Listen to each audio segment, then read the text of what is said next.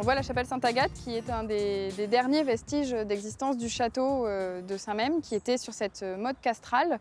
Et c'est une chapelle qui date sans doute du XIIe ou du XIIIe siècle.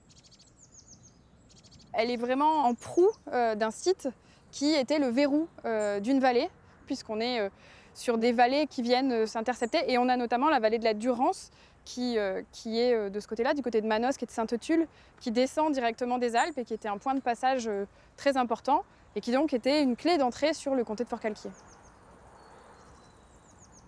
L'une des premières urgences sur la chapelle, ça va être de retraiter la couverture. Le problème de la couverture en lauze telle qu'on la voit, c'est qu'elle a été restaurée dans les années 80.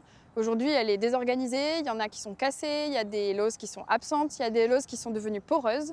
Et en fait, on a des entrées d'eau dans les maçonneries qui abîment à la fois la structure même de la chapelle, mais aussi les décors peints qui sont à l'intérieur. Sur cette façade, on aperçoit 3 pierres qui viennent couronner la façade, qui sont des pierres qui appartenaient au clocheton, qui étaient encore présents au début du siècle dernier. Et on a la chance d'avoir des cartes postales qui datent de ces années-là. Les 3 pierres qu'on a, elles correspondent au jambage en fait, de l'arc principal, vraisemblablement. Et on voit que le clocheton venait vraiment couronner la façade de la chapelle. La commune en fait, a le désir aujourd'hui de pouvoir restituer ce clocher.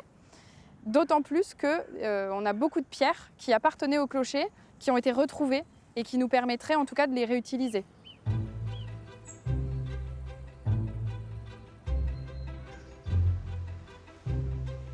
On est dans l'abside de la chapelle Sainte-Agathe et on voit sur les murs qu'on a des décors peints qui représentent des personnages. On en voit un ici par exemple avec une barbe.